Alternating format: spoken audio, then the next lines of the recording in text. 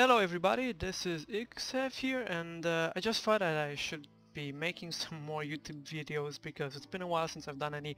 And yeah, so this is it. This is Civilization 5 for those of you who don't know it. For those of you who do and you've already played it, then this wasn't such a big of a surprise for you guys, but this is maybe some of you are looking to buy it and you don't know yet what to do.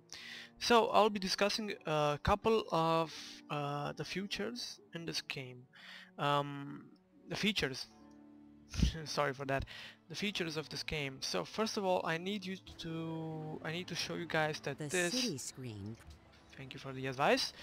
Yeah, so that this game has changed from its predecessor from a square type of tile to a hexagonal type.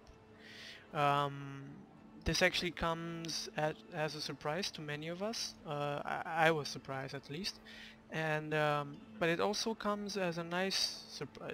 It actually comes as a nice surprise because um, although it isn't as tactical as before, when you had more options to, for example, move your military units around, it looks a lot better and it looks a lot, maybe to me, but it looks a bit real, like real-like world. So what I wanted to show you guys in this first save game was a game that I've played with the Egyptians, and it was a um, one city challenge. That means that I just used one city all during the whole gameplay.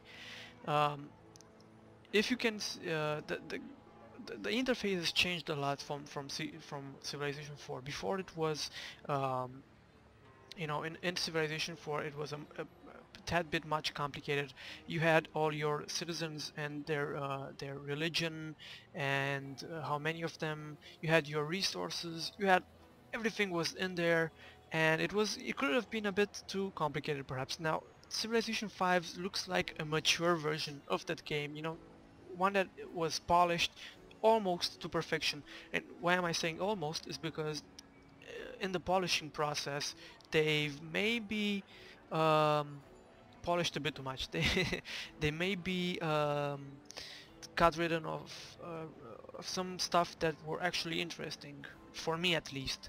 So in this new game, each city can have a total of 36 spaces that it can work, which is much bigger improvements than the last civilization. I think in 4 you could have had 14 or 12 spaces around your city. I'm not sure. I can't say exactly. But as you can see in this great city, there are 36 spaces that it can work.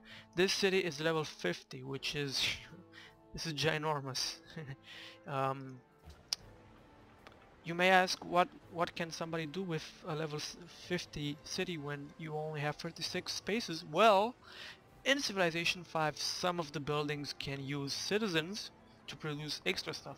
Like for example, a library gives you extra science and extra great person, what is that name actually?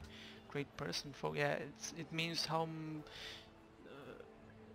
exactly the each great person point is added towards getting new great scientists, artists, merchants, engineers, and the like.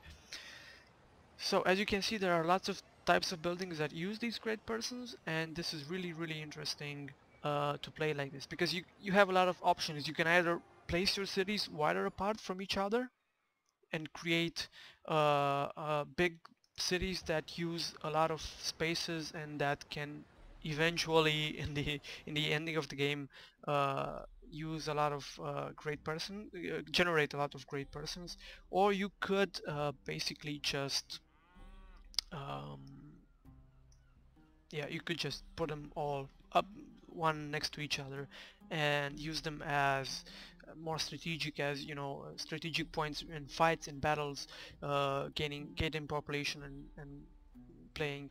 Now the fact about this game with population, and that I will be going into right immediately, is the fact that um, the more cities and the bigger they are, the unhappier your citizens are. And it can be quite annoying at sometimes, because you won't have anything else to do and your citizens will still be unhappy, and your cities will still want to grow more, which will then in turn generate more unhappiness. So you'll probably have to watch out about that if you're playing on a difficulty level of 4 or above, which 4 is like the normal difficulty level, because you and your opponents start off exactly the same and the same rules apply to you and them both.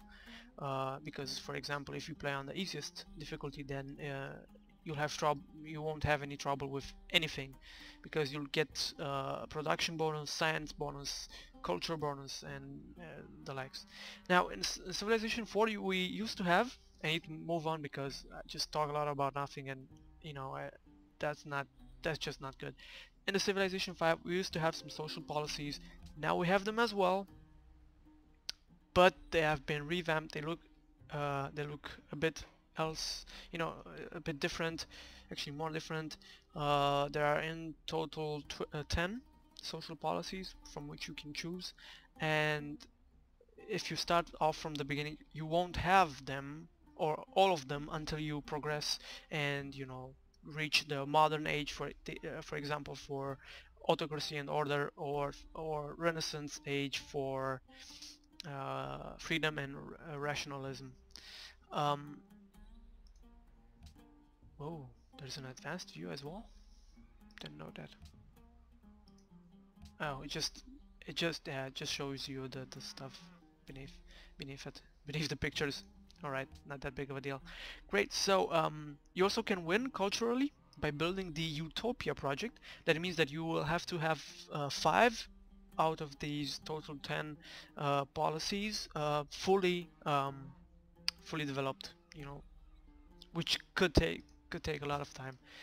A lot of other changes in this game is the fact that ranged units actually have a range, unlike before. Let me see if I have any ranged units around here. Yeah, just this destroyer. So this destroyer has a ranged attack, and you can